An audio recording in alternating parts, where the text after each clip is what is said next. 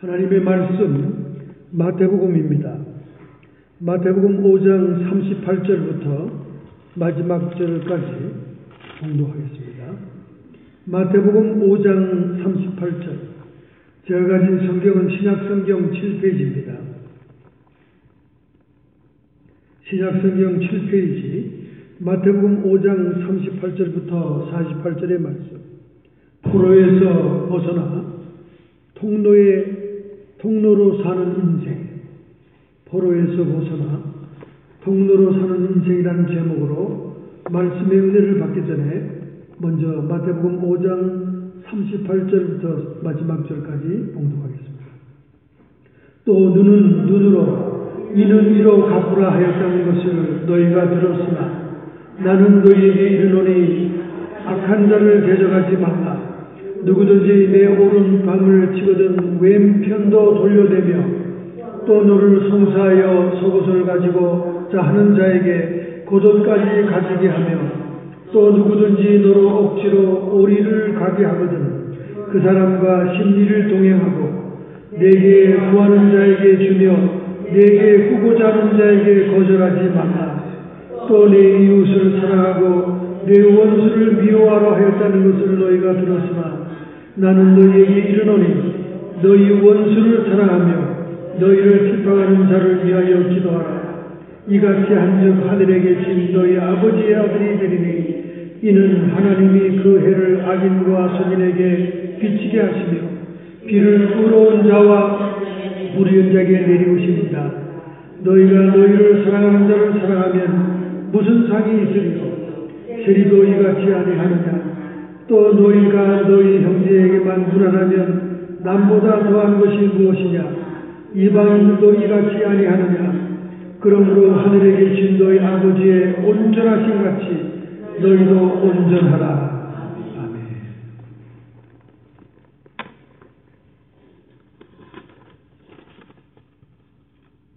지난 26일에 뉴욕 증시에서 장중 처음으로 5천억 달러를 넘어서는 아마존닷컴의 주가의 상승이 있었습니다. 이것은 올해 들어서 1,458억 달러가 오른 40% 이상 상승한 놀라운 상승세를 보여줬습니다. 아마존닷컴의 제프 베조스는 26일 잠시 동안 세계 1위의 부자가 되었어요. 온라인 시대가 도래한 것입니다. 저는 이 베조스를 소개하면서 온라인 시대가 도래했다는 것을 여러분에게 소개하는데 우리 믿는 자들은 온라인 시대가 도래했다는 것이 얘기가 되면 머리에 떠오르는 것은 짐승의 표 666 시대가 도래했다는 것을 깨달아야 됩니다. 점점 세상의 화폐는 사라지고 이제는 전자거래로 상거래가 이루어지며 드디어는 이제 칩을 오른손 엄지와 검지 사이에 살두덩이에 받거나 또는 머리 이마에 문신 스타일 전자잉크로 새기는 시대가 도래하고 있다는 거예요. 이것이 창세기의 선악과처럼 요한계시록의 짐승의 표입니다. 선악과를 따먹은 하와와 아담이 인류에게 원죄라고 하는 멍에를 짊어졌듯이 마지막에는 짐승의 표가 하늘의 백성과 짐승의 백성을 가르는 그런 시대가 도래하는 것입니다. 이제 온라인 시대예요. 지금 눈에 보이는 이 메이저 백화점들이 점점 문을 닫고 있습니다. 고민하고 있어요. 그렇게 왕성하던 상거래 멀 시스템, 멀이 한 군데 백화점들이 모여 있어가지고 거기에 사람들이 번성하던 그런 시대가 점점 시들어가고 여자들보다 남자들이 더 가정살림 집안의 생필품을 구입하는 시대가 온 거예요. 컴퓨터 앞에 앉아가지고. 그래서 남자들이 여자들보다 더 많이 온라인으로 가정용품, 생필품을 구입한다는 시대가 왔죠. 그래서 코스트코나 월마트도 온라인 시스템으로 상거래를 바꾸기 위해서 굉장한 지금 열심을 다하고 있습니다. 뉴욕 증시에서 시총이 5천억 달러가 넘는 기업은 애플과 구글의 모기업인 알파벳 기업과 마이크로소프트 4개 기업밖에 없습니다. 아마존까지도 해서. 그런데 드디어 아마존이 세계 1등 기업으로 세계 1등 부자로 이 아마존의 베조스가 등장한 거죠.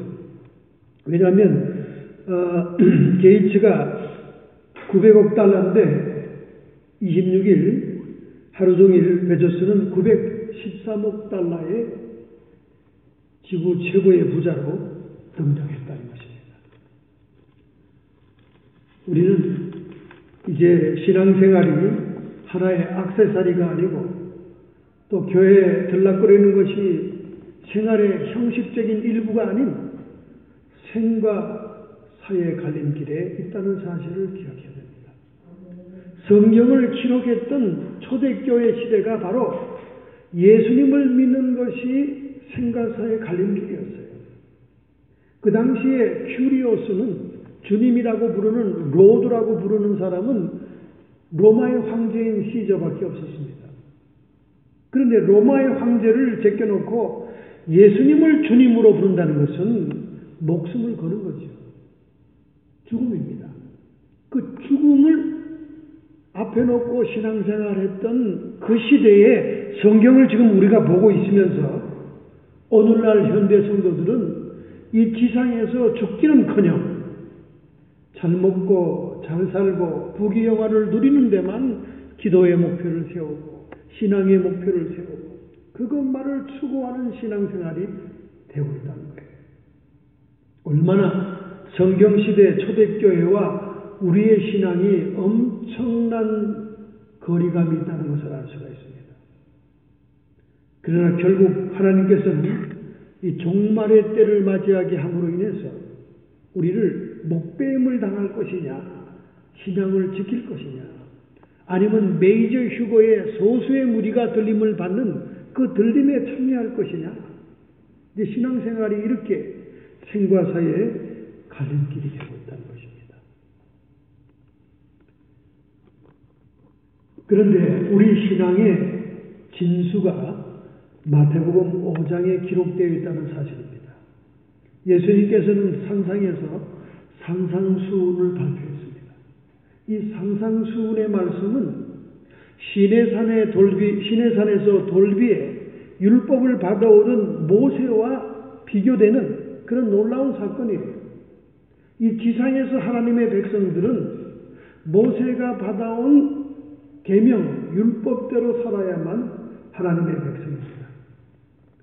이제는 예수 그리스도가 왕이시고 주인 되시는 천국 백성이 되려면 예수님께서 선포한 산상의 교훈이 우리의 삶의 지침이 되어야 됩니다. 그런데 그 산상수훈의 절정에 해당하는 부분, 클라이막스에 해당하는 부분을 오늘 우리가 읽었다는 거예요. 로마서 5장 38절부터 48절의 말씀은 천국 백성의 헌장의 절정입니다. 클라이막스.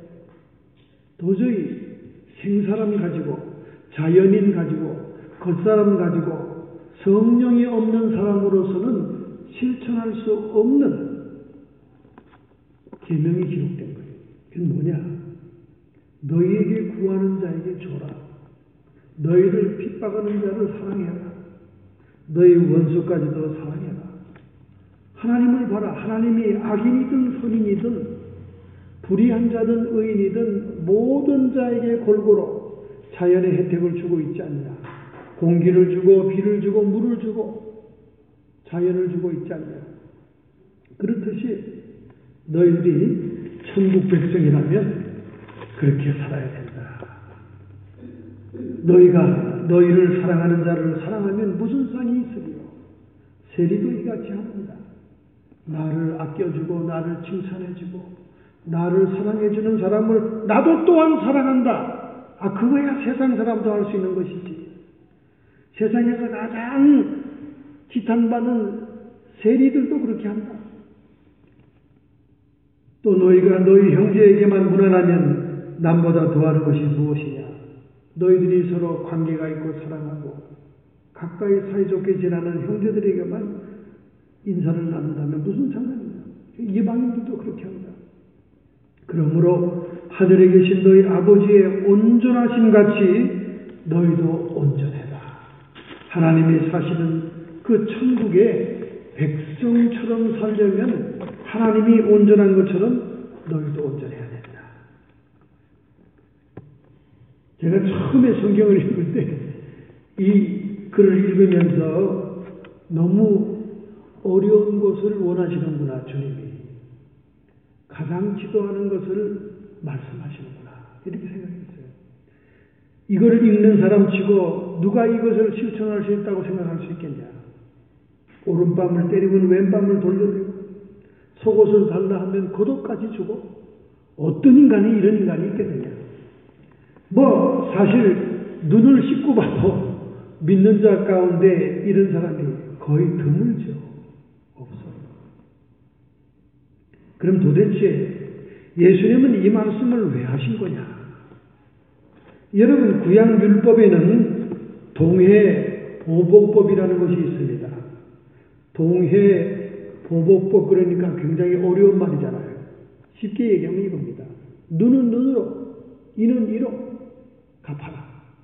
네 눈을 상하게 했으면 상대방의 눈만 상하게 하고 네 이빨을 빼뜨렸으면 상대방의 이빨만 상하게 해라. 이게 동해보복법입니다. 여러분, 이 말씀은 율법이 사람이 어떤 복수를 하는 것을 정당화시켜주는 말이 아니에요. 복수를 정당화한다, 그런 말이 아닙니다. 이렇게 말하는 것은 복수를 최소한 억제하기 위한 거예요. 상대방이 내 눈을 상하게 했는데 내 쪽에서는 그 사람을 죽여버려. 그냥. 내 눈을 상하게 해서 죽여버려. 한국서 조폭을 건드렸다가는 떼거리로 맞아 죽는 것처럼 말이죠. 이빨을 상하게 했는데 이빨을 상하게 넌 뒤져.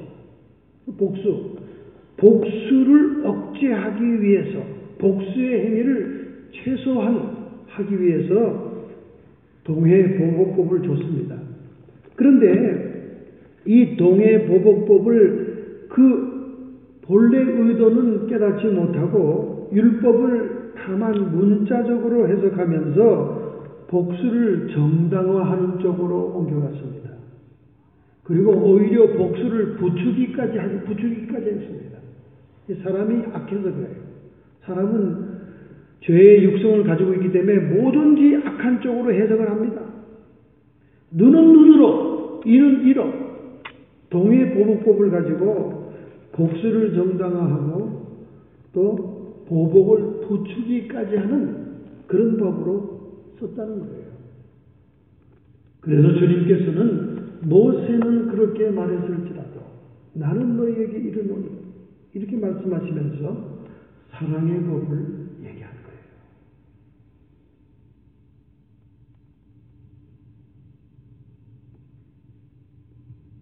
그러면 우리가 단순히 모세보다 월등한 천국의 법이라는 것을 강조하기 위해서 예수님이 이 말씀을 하신 건가? 무한대로 나는 희생만 하고 손해만 봐야 되는 건가? 여기 보세요. 본문은 완전히 내가 손해보는 거예요. 속옷을 달라면 겉옷을 줘야 됩니다. 꾸고자 하면 꿔줘야 돼요. 그냥 달라 그러면 줘야 됩니다. 그리고 나를 핍박하고 저주하고 박해하는 자를 위해 사랑을 해줘야 됩니다. 그리고 내 형제, 내 이웃이 아닌 나와 무관한 사람과도 안부를 나눠야 돼요. 그리고 나를 이롭게 하고 칭찬하지 않고 사랑하지 않은 자라도 사랑을 먼저 줘야 됩니다. 하나같이 희생적인 법을 얘기하고 있는 거예요. 이렇게 살다가는 정말 쪽박 찹니다. 오바마가 이런 얘기를 했어요. 이 성경대로 살다가는 우리 미국이 쪽박 찬다. 그러니 이 경전이 이 시대에 무슨 소용이 있겠느냐. 아주 노골적으로 그냥 공중을 파블릭을 향해서 성경을 쓰레기 책으로 저주하고 퍼붓습니다. 그리고는 또 왜 이슬람 경전은 그렇게 칭찬하는지 몰라요. 코란은 더 말도 안 되는 얘기가 많은데 말이죠. 자, 그렇다면 우리가 단순히 이 클라이막스에 해당하는 산상수훈의 말씀을 표면적으로만 이해할 것이냐 그 말이에요. 여기 비하인드에 감춰져 있는 하나님의 의도, 예수님의 의도는 무엇이냐고 말이에요. 우리가 희생만 하고 손해만 보는데 거기에 뭐 또 없냐 그 말이죠. 무언가를 우리가 깨닫지 않고는 우리의 동기가 유발이 안 되는 겁니다. 그래서 본문의 깊은 의미가 무엇인가? 그것을 오늘 우리가 깨닫기 위한 것입니다. 자, 첫째 45절의 말씀이 있습니다. 이같이 한즉 하늘에 계신 너희 아버지의 아들이 되리라. 이게 천국 백성이 된다는 얘기예요. 하나님 아버지 아들이. 이같이 하면 하나님의 아들이 된다는 거예요. 지난 주간에 우리가 율법적인 신앙, 종의 신앙에서 복음적인 신앙, 아들의 신앙으로 우리의 신앙이 바뀌어져야 된다고 그랬어요. 그래야 우리가 유산이 있고 후사가 있다고 그랬습니다. 하늘나라의 영광과 보상을 바라볼 수 있다고 얘기했어요. 그런데 오늘 이 본문이 딱 지적을 하는 거예요. 이렇게 하면 아들이 된다. 이렇게 하면 아들의 신앙이다. 그렇게 얘기하는 거예요. 뭐가 네가 손해보고 희생적인 사랑을 하게 될 때 비로소 네가 아들이 된다. 하나님 아들이 된다. 아들의 신앙이 된다는 거죠. 그러니 우리가 예수님을 입으로 시인하기만 하면 아들이 되는 것처럼 생각했던 게 얼마나 단순한 교리였다는 것을 깨달아야 됩니다. 우리가 아들이 되고 아들의 신앙이 되고 하나님의 자녀가 된다는 것은 이런 손해보는 희생적인 사랑이 따라가야 된다는 거예요. 이 세상의 윤리와 세상의 처세법과는 전혀 다른 얘기입니다. 전혀 다른 얘기예요. 오늘 여러분이 복음적인 신앙, 아들의 신앙의 생활을 하기를 원합니까? 그러면 이같이 한즉 하늘에 계신 아버지의 아들이 되리라. 어떻게 한즉? 달라면 주고 핍박하는 자를 사랑하고 원수도 사랑하고 오른밤을 치면 왼편을 불러대고 속옷을 달라면 겉옷도 주고 너와 무관한 자도 사랑하고 안부를 전하고 이렇게 해야 하나님 자녀 아들이 된다는 거예요. 이 단순하고 쉬운 얘기가 아니에요. 여기 산상수훈의 잣대로 오늘날 교인들을 판단한다면 여기 해당하는 사람 거의 없죠. 거의 없습니다. 너나 할 것 없이 거의 없습니다. 자, 우리 주님은 표면적으로 이렇게 무조건 손해만 봐라, 희생해라. 이 비하인드에 있는 의미는 무엇일까? 여러분, 예수님은 오늘 본문에서 어떤 형태의 복수, 보복도 허용하고 있지 않습니다. 그래서 바울의 신학이 기록된 로마서나 바울 서신에서도 원수 갚는 것을 하나님께 맡겨라. 하나님이 공의롭게 내 원수를 갚아줄 것이다. 이렇게 하나님께로 우리 원수 갚는 것을 다 짐을 옮겨놓고 맡기라고 얘기하고 있죠. 그러니까 예수님은 오늘 본문 말씀에서 분명히 어떤 형태의 복수도 허용하지 않는 거예요. 복수에 집착한다는 것이 무엇을 의미합니까? 주변의 환경과 사람에게서 잠시도 벗어날 수 없는 포로가 된다는 의미가 있는 것입니다. 정신분석학에서도 보충하고 증명하는 일이 있습니다. 에베소서 4장 26절에 너희가 분을 품더라도 하루 해를 넘기지 말라고 그랬어요. 그런데 하루 해를 넘기면 어떤데? 정신 분석에서도 과학적으로 입증합니다. 여러분이 분을 품고 남에게 보복하겠다, 남을 미워하는 증오심을 가지고 잠자리에 들면요, 그때부터 그 사건은 사라지는 게 아니라 여러분의 잠재의식 속에 들어 앉아 있어요. 그래서 하루 해를 넘기지 말라는 거예요. 우리가 자는 시간에 정신의 정화작용을 합니다. 내가 성취하지 못한 것, 미흡했던 것, 내 욕망이 충족되지 못했던 것, 이런 것들이 다 이 정신 정화작용에 의해서 걸러지지 않으면 우리는 육신을 유지할 수가 없습니다. 정신의 고통 때문에. 그래서 막 우리 안에 해결되지 않은 문제 이런 것들은 다 잠재의식에다 창고에다 집어넣고 막 이렇게 정리해 주는 거예요. 잠자면서. 우리 정신을 정리해 주는 겁니다.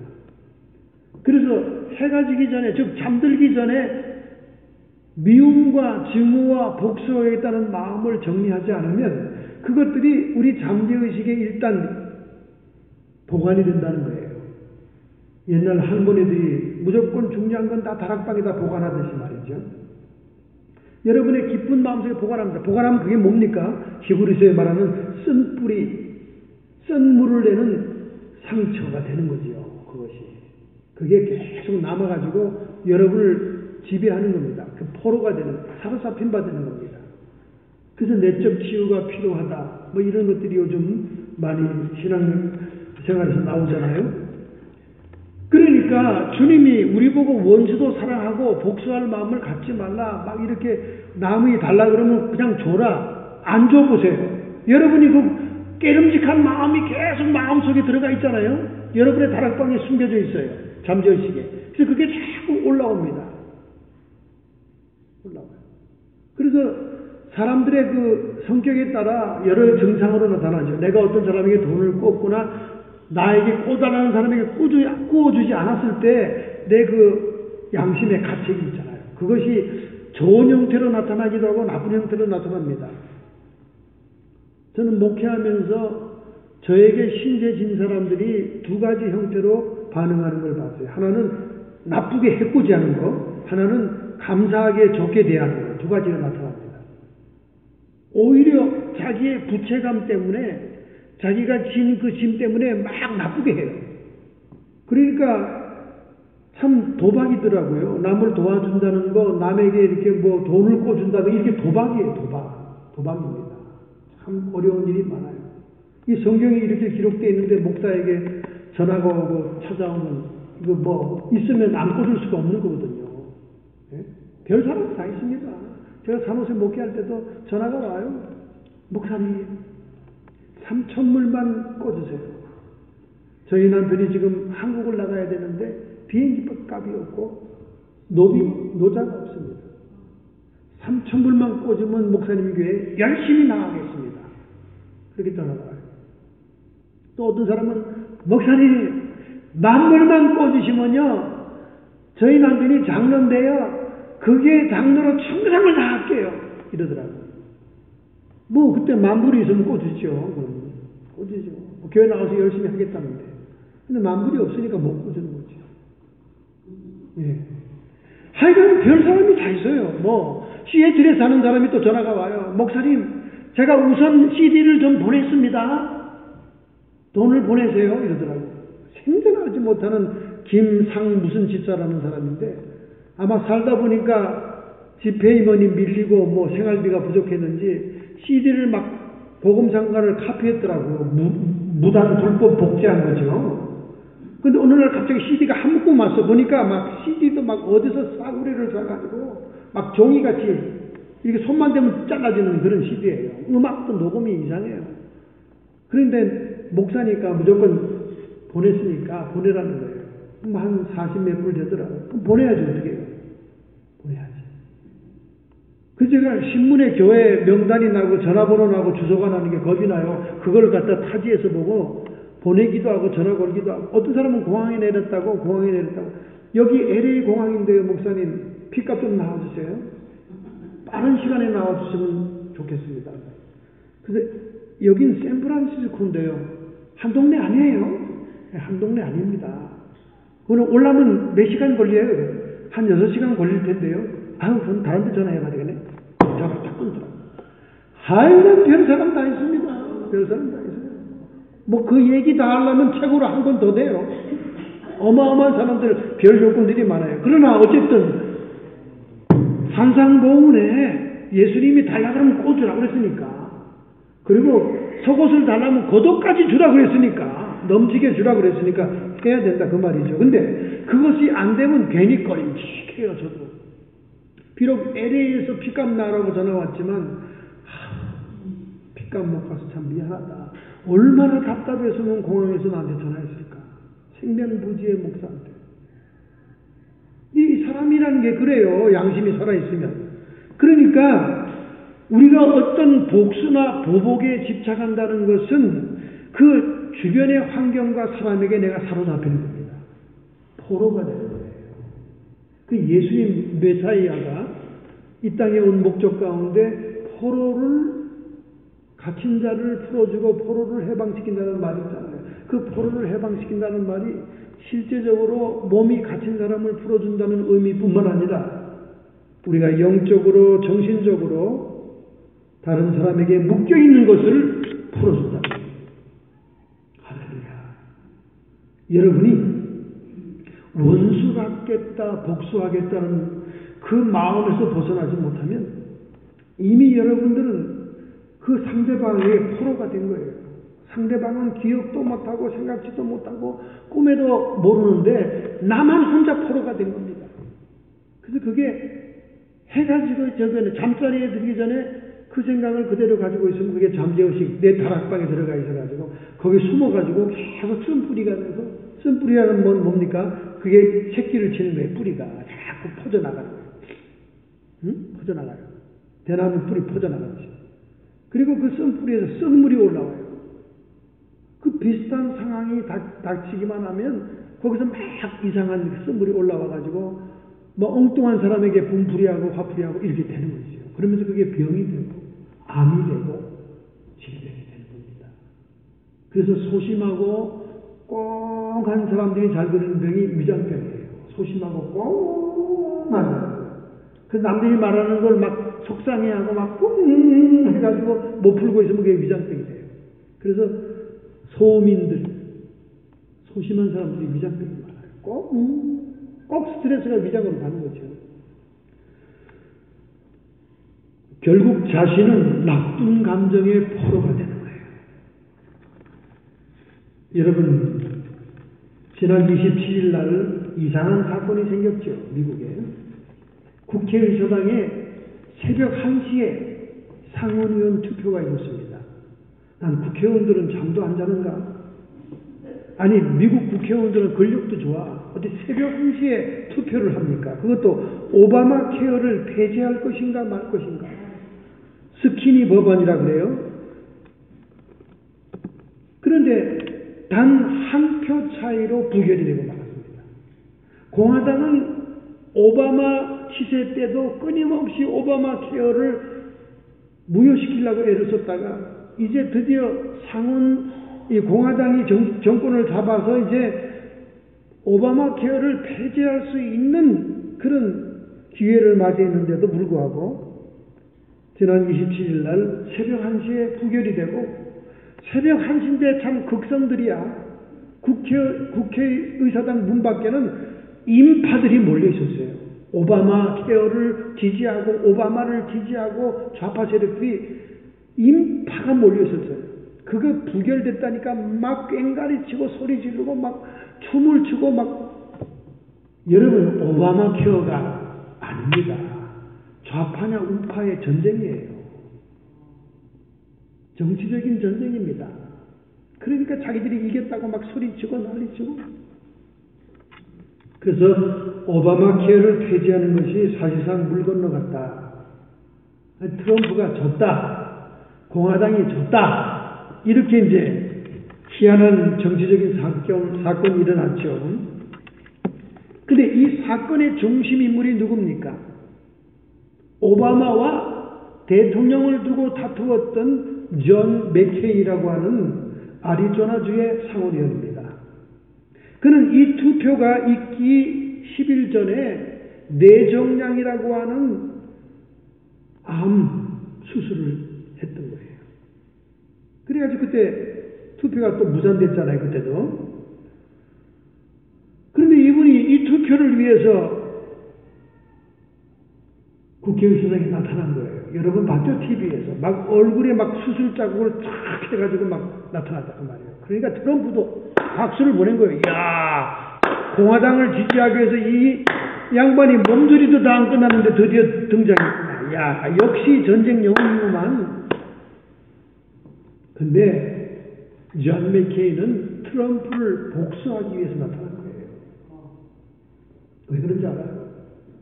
이 존 맥케인이 미워하면 오바마를 미워해야 될 사람이에요. 오바마한테 자기가 줬으니까, 대통령. 그런데 트럼프가 나올 때 전혀 협조하지 않습니다. 같은 공화당으로서. 후보도 밀지 않았어요. 그러니까 트럼프가 화가 났어요. 트럼프는 외향적인 사람이잖아요. 막 할 말을 해야 되는 사람이에요. 그래서 막 이 맥케인을 요구를 한 거예요. 자기를 지원하지 않으니까. 응? 월남전에 가서 포로로 잡혀있던 사람이 무슨 전쟁 영웅이냐? 뭐 잘난 체 하냐? 뭐 이렇게, 그때 이렇게 한번 말로 했단 말이에요. 그러니까 거기 꽝 하고 있더니 존 맥케인이 너희는 어디 두고 보자. 내가 반드시 복수하리라. 그래서 드디어 트럼프를 죽사발시키라고 그 수술 칼자국을 걸치고는 10일 만에 등장했던 거예요. 그래서 그 사람의 한 표 차이로 공화당의 계획이 물 건너갔고 트럼프는 졌다 하는 그런 결정타를 먹은 거죠. 참으로 보기 흉한 모습입니다. 보기 흉한 모습이에요. 아무리 미워도 그렇지 같은 정당의 정강을 무시하고 반대표를 던집니까? 자기의 그 존재감을 드러낸 거죠. 내가 수술하고 병원에 누워있고 요양을 하더라도 이건 내가 해내고 말겠다. 보복 그런 겁니다. 여러분, 이런 보복 심리가 존 맥케인에게만 있겠어요? 여러분과 저에게 다 있어요. 아주 갈아주고 싶고 그냥 이로 갈아먹고 싶은 사람이 한두 명입니까, 여러분? 나이가 들면 들수록 더 많아요. 그러니까 나이 든 사람들을 마음이 복잡합니다. 늙으면 성자가 되는 게 아니에요. 쌓인 먼지, 세상 풍신이 더 많기 때문에 늙은 분들을 나 만나기 무서워. 왜냐하면 거기 한 맺힌 게 많잖아. 원수진 사람의 명단도 많잖아요. 응? 나도 나이가 들면 들수록 갈봐줄 사람이 많아지더라고. 그냥 그러나 매일매일 기도하는 사람이니까 하나님께 맡깁니다. 하나님 공의로운 심판으로 갚아주세요. 하나님께 맡깁니다. 그리고 나는 다 비워버리죠. 깨끗이 그냥 무로 돌립니다. 그러다 보니까 이 산상보훈의 말씀처럼 내가 복수할 필요도 없고 그냥 기도로 내가 사랑을 못했더라 기도로 축복을 해주고 이렇게 이제 신앙생활을 하는 거죠. 그러므로 여러분 복수를 포기하세요. 존 맥케인처럼 칼자국을 머리에다 그은 채로 등장하지 마시고 복수를 포기하세요. 포기하고 현실을 인정하고 수용하게 되면 여러분이 육적인 자아가 벗어나게 됩니다. 그리고 영적인 성장을 이루어요. 여러분이 육신적으로 믿고 갈등이 생기고 갈아주고 싶은 사람들을 털어버리면 여러분이 영적으로 성장합니다. 할렐루야. 세상의 영이 떠나가는 거예요. 복수의 영이 떠나가는 거예요. 그 여러분의 복수하고 싶은 마음, 그 쓴 뿌리에 걸터 앉은 귀신들이 떠나가는 거예요. 할렐루야. 그러므로 오늘 산상수훈의 절정의 말씀, 원수까지도 사랑해라 하는 이 말씀은 원수를 위해서 한 말이 아니에요. 여러분과 나를 위해서 한 말입니다. 믿으시면 아멘합시다. 제가 이거를 깨닫고 난 다음에 모든 걸 털어버려요. 얼마나 많겠어요. 살면 살수록 명당 들어라. 박씨도 죽이고 싶고 김씨도 죽이고 싶고 권씨도 죽이고 싶고 그냥 송씨는 더 나쁜 놈이고 최씨, 강씨 오만 사람들이 저희 인생의 일기장에 다 있잖아요. 나이가 들면 들수록 더한 거지요, 여러분. 더한 거예요. 그래서 요즘 제가 자신이 나이 먹는 것도 무섭고 노인들도 보는 게 무서워. 이제는 저 속에 얼마나 많은 것들이 있을까 무서워. 네? 장수시대에 좋아할 게 아니더라고. 이 털어버리고 정리해야 돼요. 집안 청소만 하는 게 아니야. 내 마음 청소도 해야 됩니다. 여러분을 묶고 있는 것, 여러분을 붙들고 있는 것, 여러분의 감정을 사로잡고 있는 포로에서 벗어나야 된다는 말이에요. 그래서 요한일서 4장 18절에 말씀합니다. 온전한 사랑이 두려움을 내어쫓나니 두려움에는 형벌이 있습니다. 여러분, 이 말 쉬운 말은 아닙니다. 아담이 하나님을 떠나고 범죄하고 난 다음 제일 먼저 찾아온 것이 두려움 감정이에요. 아담아, 내가 어디 있느냐? 내가 두려워하여 숨었나이다. 하나님 사랑하고 분리가 되니까 두려움이 온 거예요. 우리가 이 사랑의 관계가 깨어지면요, 두려움이 찾아옵니다. 왜? 마귀가 우리의 감정을 지배하니까. 마귀의 가장 오리지널 감정은 두려움이에요. 성령의 가장 오리지널 감정은 사랑과 평안입니다. 여러분에게 자꾸 두려움이 찾아오는 것은 무언가 해결할 것이 있는 거예요. 그래서 하나님의 온전한 사랑을 붙잡고 그 온전한 사랑이 부어지게 되면 두려움이 사라져요. 평안이 옵니다. 여러분 많은 경험하죠? 참 불안하고 이상하고 찝찝했는데 좀 기도를 한 몇 분 하고 몇 시간 하니까 마음이 평안해지면서 마음이 안정이 되고 그런 거 많이 경험하잖아요. 온전한 사랑이 들어올 때 그렇게 되는 거예요. 그런데 그런 사랑을 붙잡지 않고 두려움을 그대로 붙잡고 있으면 형벌이 없다니까. 형벌. 아담이 내가 두려워하여 숨었나이다 그러더니 뭐가 왔습니까? 형벌이 왔잖아요. 너로 인해 땅이 저주를 받고 너는 이마에 땀방울이 흘려야 먹고 사는 흙에서 왔으니 흙으로 돌아갈 것이며 여인은 해산하는 수고를 겪게 되리라. 두려움이 있으면 형벌이 따르는 거예요. 왜? 두려움은 마귀가 지배하는 감정이니까. 그러니까 얼른 나를 위해서 사랑의 감정으로 바꿔야 됩니다. 우리 인간의 힘으로는 사랑을 베풀 수가 없어요. 여러분과 제 감정은요 금방 꺼지질 않습니다. 당분간 그 나쁜 감정이 계속돼요. 그러나 시간이 가면 좀 해결이 되잖아요. 그러나 해가 지기 전에 하나님의 사랑을 잡아 부어서 나에게 끌어당겨서 하나님의 사랑으로 두려움을 떨쳐내고 복수하고 싶은 마음을 떨쳐내고 이렇게 할 때 우리는 흑암의 포로에서 귀신의 사로잡힘에서 저주와 멸망의 사슬에서 벗어납니다. 할렐루야! 수술 칼자국을 머리에 보이는 채 고무당당하게 국회의사당에 나타나서 자기 한 표로 요놈 복수하는 그런 모습은 보일 필요가 없는 거예요. 민주당과 좌파에서는 아주 맥케인을 영웅으로, CNN 뉴스에서는 맥케인만 얘기하는 거예요. 이야! 정당을 초월하여 거인 같은 정치인이 드디어 등장했다.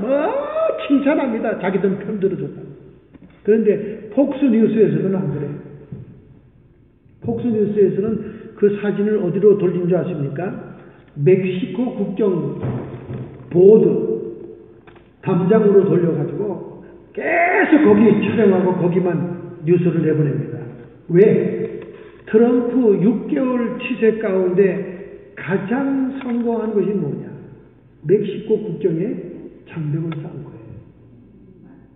여러분, 이게 민주당도 당황해가지고 야 우리도 이거 좀 바꿔야 되지 않냐? 이럴 정도입니다. 왜 성공했냐? 계속 폭스에서 그 뉴스를 보냈어요. 어저께 하루 종일 야 정말 성공했더라고요. 담장을 딱 쳐져 있는데 뭐 범죄자들 잡힌 거, 뭐 마약 뺏은 거 이런 것들이 어마어마하고요. 그리고 불법 월경에서 오는 이민자들이 확 줄어버렸고, 확 줄어버렸어요.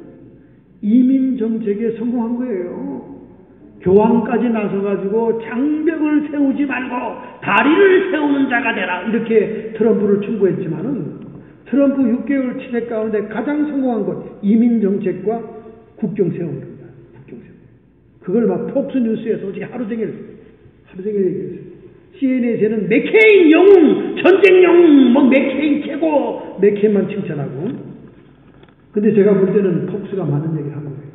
민주당도 지금 당황했습니다. 우리도 이민 정책을 바꿔야 되지 않냐. 그 말도 안 되는 것과 같은 얘기라고 하던 그 국경이 성공한 거예요. 그리고 불법 체류자, 합법적인 이민을 누가 건집니까? 불법 체류자들 올라와가지고 미국의 모든 월표를 타먹으니 미국은 날이 가면 갈수록 빚덩이에다가 화폐 가치가 떨어지고 미국의 경제가 파탄에 빠지고 있는 겁니다. 여러분 주변에 보세요. 불법 체류자들이 얼마나 많은 월표를 타는지 모릅니다. 병원 후리죠. 애 숫자 낳는 대로 다 애들 머리 2당 몇백 불씩 주죠. 500불 이상 주죠. 그 애들을 데리고 사는 집값까지 주죠. 그리고 먹는 후드까지 주죠. 그러니 남미 쪽에서 수많은 사람들이 멕시코 국경을 넘으려고 눈에 불을 치는 거 아닙니까? 그런데 그전에는 그냥 허허벌판으로 걸어서 넘어왔어요. 근데 지금은 울타리를 친 거죠. 그게 성공했다는 겁니다. 6개월 취소의 가운데 가장 성공하고, 이제 민주당도 당황해서 우리도 이민 정책을 바꿔야 된다, 막 이렇게 나오게 됐어요. 그것도 민주당의 지식층들이 얘기하고 있는 거예요. 민주당의 지식층들이 지금 얘기하고 있어요. 응? 우리도 불법 이민에 대한 정강을 바꿔야 된다는 거예요. 우리 하나님께서는 에스더시대의 하만처럼 하나님의 뜻대로 치리하고 있는 대통령을 모험하는 세력들을 반드시 응징할 것입니다. 지금 러시아 문제도, 탄핵으로 몰고 가는 러시아 문제도 지금 CNN과 좌파 언론들이 함정에 빠졌어요. 증거할 근거가 없는 거예요. 뭐 없어요. 마치 박근혜 대통령 지금 탄핵 심판이 함정에 빠져가지고 한국에 허우적대고 있는 거와 똑같은 그런 형상이죠. 자, 두 번째입니다, 여러분. 두 번째 48절. 그러므로 하늘에 계신 너희 아버지의 온전하심 같이 너희도 온전하라. 우리가 이렇게 희생적인 사랑을 통해 우리의 삶을 살아가는 그것이 하나님의 온전함 같이 그 온전함에 우리가 참여하는 것이다. 하나님 나라의 자녀의 윤리는 다른 사람을 해치지 않는 정도의 소극적인 측면이 있는 것이 아니라 자신을 희생해서 적극적으로 사랑하는 희생적인 사랑이 따라야 한다는 그것을 지금 산상수훈이 가르치고 있는 거예요. 그냥 소극적으로 난 꾸지도 않고 꾸러가지도 않아. 나만 잘못 그냥 잘 살면 돼. 이 정도 수준이 아니라는 거예요. 남 피해 안 주고 남 패기치지 않아. 이 정도로 하나님이 원하는 게 아니라는 거예요. 그건 온전한 게 아닙니다. 적극적인 희생을 통해 남을 섬기라는 거예요. 그렇게 할 때 하나님의 은총의 통로가 된다는 거예요. 그러니까 우리는 포로에서 벗어나 하나님의 통로가 되는 인생을 살아야 됩니다. 할렐루야. 이것이 여러분과 제가 이 땅에 주어진 사명이에요. 그런 인생을 살지 못했다면 여러분은 하늘나라에서 보상받을 게 없고 하늘나라에서 면류관 받을 것이 없는 것입니다. 그런 인생은 잘 살았다고 하는 인생이 되지 못해요. 이 땅에서 나 혼자 잘 먹고 잘 사는 거는요, 짐승들도 그렇게 합니다. 짐승들도 배불리 먹고 배불리 싸고 배불리 새끼 낳고, 동물의 세계 보니까 짐승들이 더 풍요하게 먹고 살더라고요. 원숭이들은 그냥 떼를 지어 이 나무 저 나무 뛰어다니면서 왜 그렇게 많이 먹는지 몰라요. 뭐 손만 뻗치면 다 과일이니까 모루도 따먹고 큰 과일도 따먹고 야자도 쪼개 먹고 원숭이들이 야사들을 쪼개먹을 줄 알더라고. 그리고 또 심지어 막 도구도 사용해, 도구도. 세상에 먹을 게 그렇게 많아. 잘 먹고 잘 살다 가더라고. 그래서 잘 먹고 잘 살다 가는 사람들을 짐승이라고 그러는 거예요. 그 요한계시록에는 맨 짐승 얘기가 나오잖아요. 짐승, 네 종류의 짐승 얘기 나오잖아요. 그러니까 짐승 대 하나님의 아들이냐 그 말이에요. 하나님의 자녀냐 그 말입니다. 짐승은 뭡니까? 이 땅에서 잘 먹고 잘 사는 거예요. 그리고 얼마나 지 새끼를 원하는지 몰라. 자기 새끼를 막 자기 배 주머니에 넣고 다닐 뿐만 아니라 막 위에 태우고 다니고 원숭이들 새끼들이 엄마한테 딱 붙어가지고 말이죠. 사자들도 지 새끼들을 얼마나 챙기는지 몰라요. 이야, 꼭 우리 한국 엄마들 같구나. 지 새끼들 챙기는 거 보니까. 그리고 막 좋은 학군에다 공부 가르치려고 말이죠. 사자들도. 얼마나 열심히 가르치는지 몰라. 사냥하는 법. 응? 막 달려가서 사냥하는 법. 숨어서 사냥 가면 어떻게 하면 다 가르쳐줘요. 엄마가. 교육에 열심히더라고. 우리 한국 부모들처럼. 뭐 짐승하고 다를 게 없네. 그리고 무슨 나라 하늘나라 가가지고 기다리고 바랄 게 있어요. 오늘 본문의 말씀은 희생적인 사랑으로 섬기지 않고는 뭘 기대할 게 없다는 거예요. 하늘나라에서. 뭐 하늘나라 가는 것까지도 그거에 행운이지. 가기는 하겠어 어디? 가기는 하겠어요. 우리 하나님처럼 온전해야 가는 겁니다. 온전하란 말은 헬라 말로 텔레오라는 말이에요. 온전하다는 말은 perfection이 아니라 complete입니다. 완성하는 것이다. 하나님은 perfective하고 perfection 자체이지만은 우리 인간은 이렇게 완성되어가는 존재다 그 말이에요. complete. 내가 온전하듯이 너희들도 온전해라. complete 해라 그 말이에요. 완성해라 가라고 말입니다. 여러분이 가진 주보에는 글자 하나가 잘못된 게 있어요. 아브라함이 이스라엘 소생후 이렇게 되는데 이스라엘은 이스마엘입니다. 이스마엘 소생에 나타났습니다. 창세기에 16장 16절에 보면 이렇게 써 있어요. 하갈이 아브라함에게 이스마엘을 낳을 때에 아브라함이 86세였더라. 그 다음 절입니다. 17장 1절. 아브라함이 99세 때 여호와께서 아브라함에게 나타나서 그에게 이르시되 나는 전능한 하나님이다.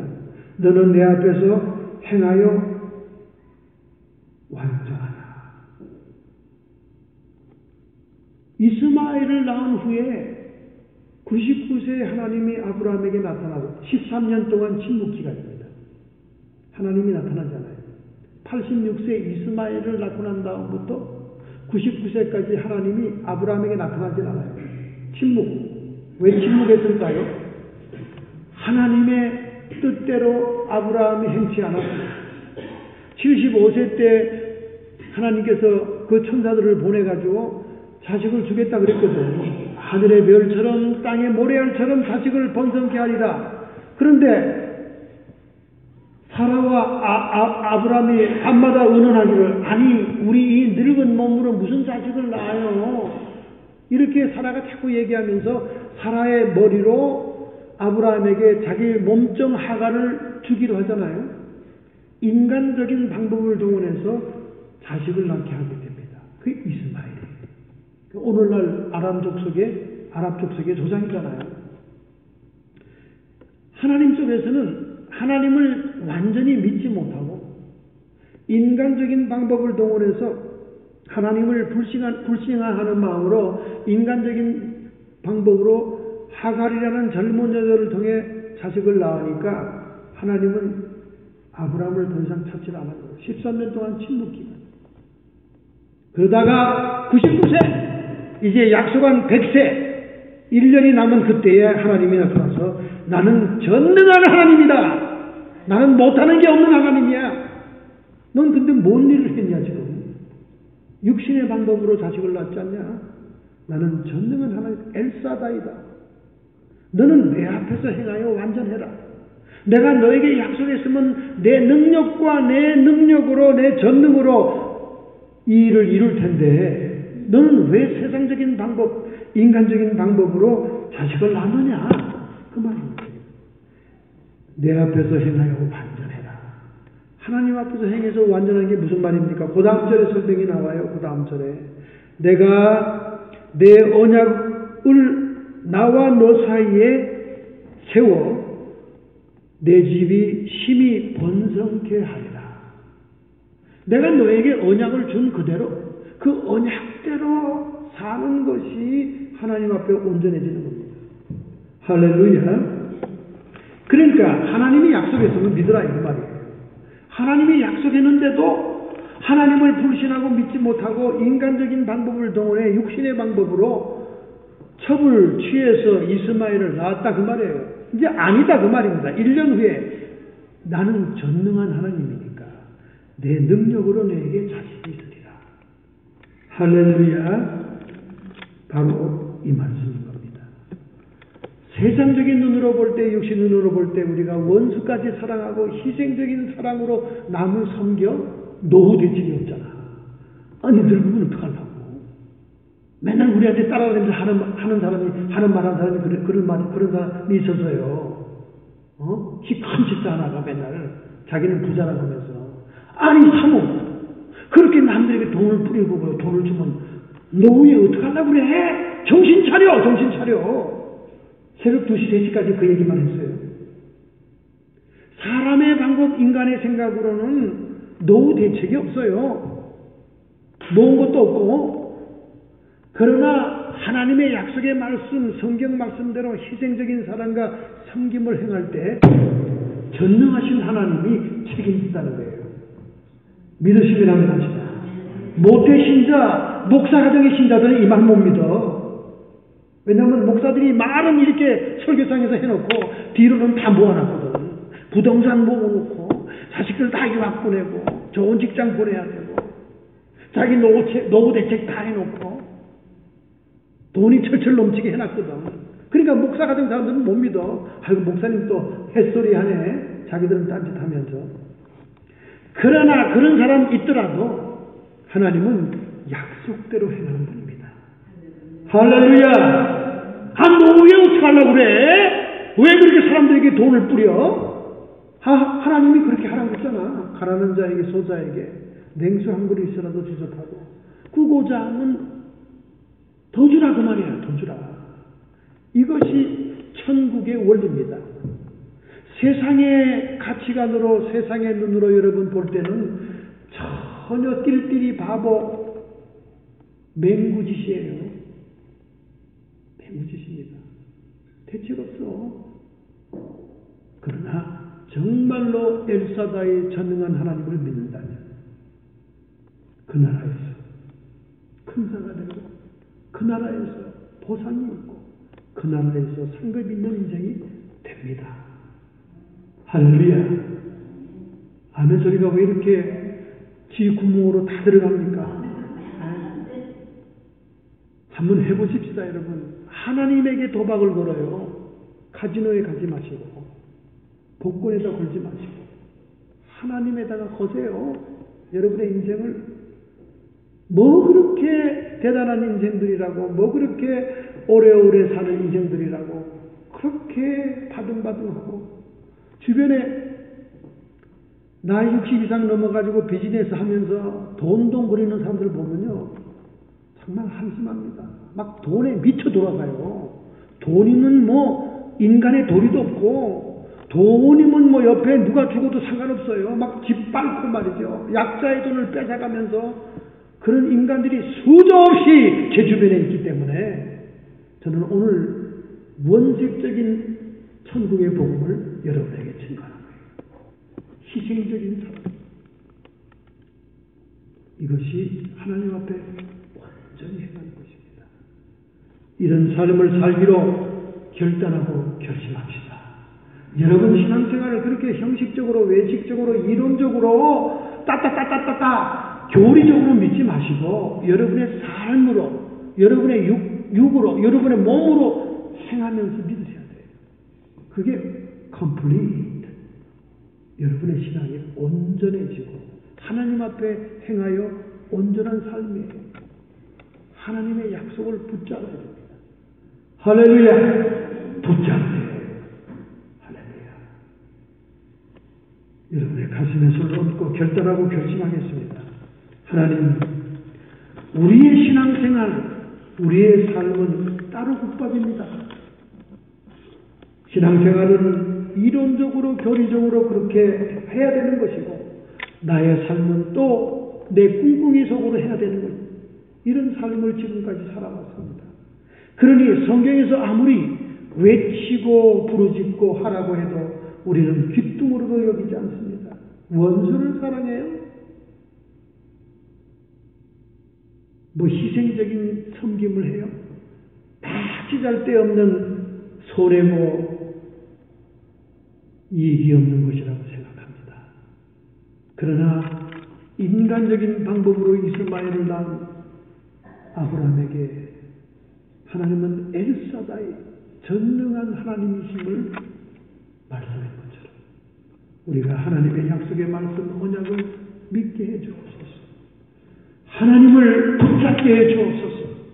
하나님이 약속한 것이라면 반드시 이룬다는 사실을 깨닫게 하옵소서. 그런 삶이 체험이 없다 할지라도 이제 남은 생애에 체험하게 하옵소서.